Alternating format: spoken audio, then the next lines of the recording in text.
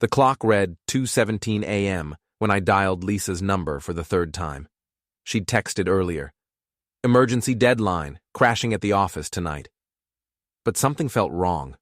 Call it husband's intuition, or maybe just the fact that she'd been working late 5 nights this week. The phone rang twice before a man's voice answered. Smooth, confident, definitely not Lisa. Before we dive deeper into this story, I have one small request. Please subscribe, drop a like, comment, and hit that hype button to boost this channel so more people can discover these incredible Reddit stories. Hello? My blood turned to ice water. Where's my wife? Oh, you must be the husband. The voice carried a smirk I could hear through the phone. She's very busy right now. She'll call you later. In the background, I heard it, Lisa's unmistakable giggle, the same one she used to save for me. Who is this? I demanded. Grayson Mitchell, Lisa's boss. Don't worry, I'm taking very good care of her. The line went dead.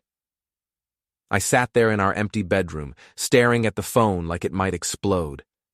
22 years of marriage, and this is how I find out?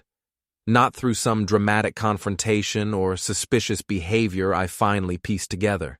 Just a wrong number at 2 a.m. Well, not exactly wrong. More like perfectly, devastatingly right.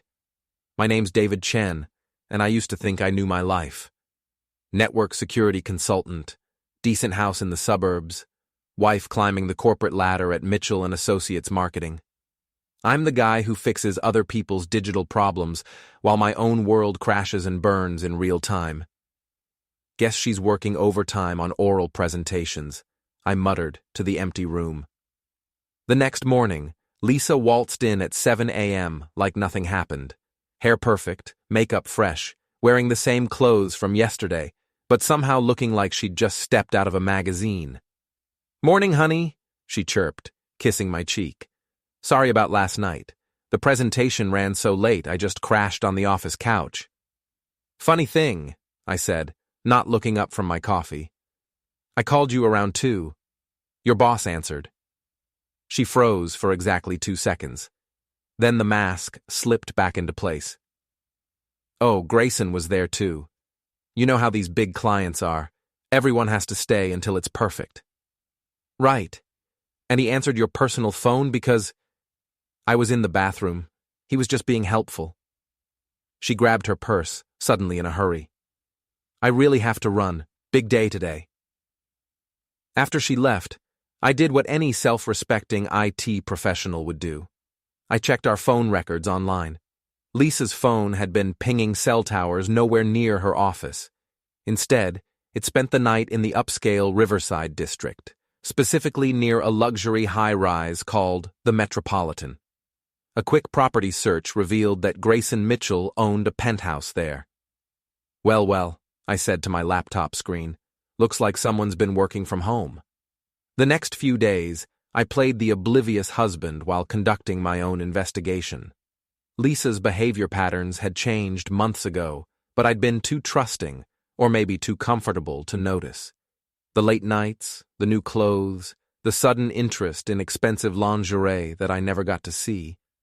I found the receipt first, tucked in her purse, crumpled like she'd tried to throw it away but forgot. Chez Laurent, the most expensive French restaurant in the city.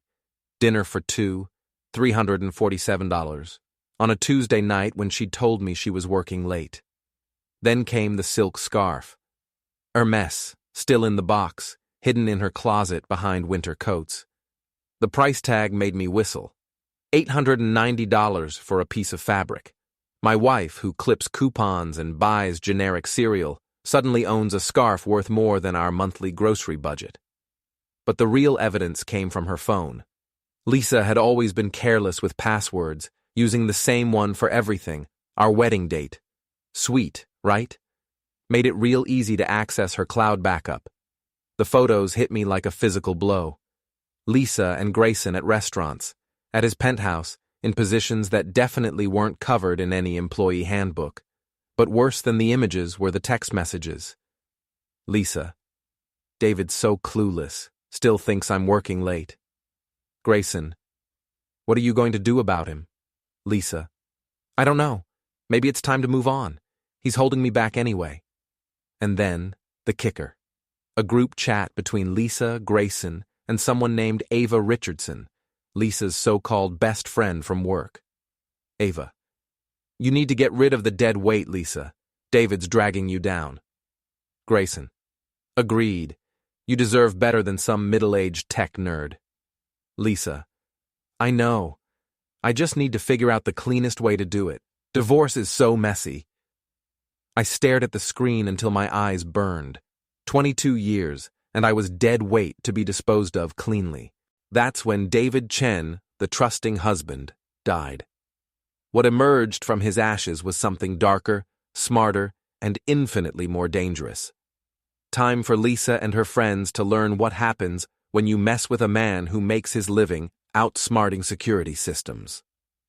My first move was simple reconnaissance. If they wanted to play games, I needed to understand the playing field. Grayson Mitchell wasn't just Lisa's boss. He was a predator with a pattern. A little digging into public records and social media revealed 2 previous harassment settlements with former employees. Both cases sealed, both women paid to keep quiet. Lisa wasn't his first victim. She was just his latest conquest. But unlike the others, Lisa was an active participant. The messages made that crystal clear. She wasn't being manipulated or coerced. She was a willing partner in destroying our marriage and my life. That realization killed the last bit of sympathy I had for her. On Thursday night, Lisa announced another late work session. This time, I was ready. I'd spent 2 days learning Grayson's building security, studying the staff schedules, and mapping the penthouse layout using publicly available architectural filings. At 11 p.m., I walked into the Metropolitan wearing a maintenance uniform and carrying a clipboard. Amazing how invisible you become when you look like you belong there. The night security guard barely glanced at me. Routine network check on the penthouse, I told him. Mr. Mitchell's been having Wi-Fi issues. Yeah, he mentioned that, the guard lied, because rich people always complain about their internet. Elevators to your right. Grayson's penthouse was exactly what you'd expect from a man compensating for multiple inadequacies. Minimalist furniture that cost more than most people's cars, abstract art that looked like expensive accidents, and floor-to-ceiling windows showcasing the city like his personal kingdom. I found them in the bedroom. Lisa wearing lingerie I'd never seen. Grayson looking every inch the silver-haired executive who thought he owned the world. They were too busy to notice the tiny camera I planted in the bookshelf or the GPS tracker I attached under his nightstand. But I wasn't done. On my way out, I stopped by Grayson's garage. His pride and joy sat there gleaming under the lights. A vintage 1967 Mustang Shelby GT500, probably worth more than my house. I popped the hood and dumped a bag of sugar into the gas tank. Then I left a note under his windshield wiper. Next time, use protection. Your car too. The next morning, I anonymously emailed the photos and videos to Ava Richardson's corporate rival, a woman named Janet Walsh, who'd been passed over for promotion 3 times while Ava climbed the ladder. I also sent copies to the HR department and, just for fun, to Grayson's wife. Yes, the bastard was married. By noon, my phone was buzzing with frantic calls from Lisa. I let them all go to voicemail. David, where are you? Something's happening at work. People are looking at me weird. Call me back. David, this is serious. Janet Walsh is spreading rumors about me. I need you to pick me up. My car won't start and I can't find a cab. David, answer your damn phone. Grayson's wife showed up at the office screaming about photos. What photos? What's going on? I finally called her back at 3 p.m., right when I knew she'd be sitting in her car in the company parking lot, probably crying and trying to figure out how her perfect little world had exploded. Hi, honey, I said cheerfully. How was your day at work? David, thank God. Someone's trying to destroy me. They have photos, fake photos of me and Grayson? Yeah, I know, I took them. Silence. Then, what? Tuesday night when you were working late at his penthouse. You looked very busy, very flexible too. David, I can explain. I'm sure you can. You always were creative. But here's the thing, Lisa. I don't want to hear it. I've already heard enough from your text messages. Dead weight, remember? Time to get rid of me cleanly? More silence. Then the sound of crying. Save the tears, I continued. You'll need them for the HR meeting tomorrow. Oh, and you might want to call a lawyer. Grayson's wife is filing for divorce and naming you as co-respondent. Apparently she's going after half his assets, and she wants to make sure everyone knows why. David, please. One more thing. Check your email. I've sent you some documents to sign. Divorce papers, property settlement, the works. I'm being very generous considering. You get to keep your car and your clothes. I get everything else. You can't do this. Actually, I can. Adultery's still grounds for fault divorce in this state. And thanks to your detailed text messages, I have plenty of evidence. Oh, and Lisa, tell Grayson his car's probably going to need some work. Sugar's hell on an engine. I hung up and turned off my phone. Phase 1 was complete, but I was just getting started. The next week was beautiful chaos. Lisa got suspended pending an internal investigation. Grayson's wife hired a pit bull divorce attorney who froze all his assets. The local business journal picked up the story. Marketing executive embroiled in affair scandal. And suddenly, everyone in their industry knew exactly who Lisa Chen was and what she'd done. But the real masterpiece came on Friday night. I'd arranged to meet Lisa and Grayson at Chez Laurent, the same restaurant where they'd had their romantic dinner on my dime. I told Lisa I wanted to discuss reconciliation, that maybe we could work things out. She was desperate enough to believe it. They were waiting at a corner table when I arrived, holding hands like teenagers. Grayson stood up as I approached, puffing out his chest like he was ready for a fight. David, he said, extending his hand, Lisa told me you wanted to talk. I shook his hand and smiled. Oh, we're going to do more than talk. That's when the restaurant's main screen, normally used for displaying the wine list, lit up with a slideshow of their text messages and photos. Every intimate detail, every cruel comment about me, every plan to destroy our marriage, displayed in high definition for the entire restaurant to see. Lisa gasped and tried to hide under the table. Grayson lunged at me, but I was already moving toward the exit. Enjoy dinner, I called back. It's on me, just like everything else has been. The video went viral within hours. Someone had filmed Lisa's meltdown and Grayson's tantrum, and by morning it was trending on social media with hashtags like Chakuk Cheater Exposed and Chakuk Restaurant Revenge. But I still wasn't finished. The final act came 2 weeks later at the annual Marketing Excellence Awards Gala. Lisa's company was nominated for several awards, and despite the scandal, she was still technically employed there. Grayson, meanwhile, was trying to salvage his reputation and his business. I bought a ticket using a fake name and spent the evening watching them squirm at their table, surrounded by colleagues who kept whispering and pointing.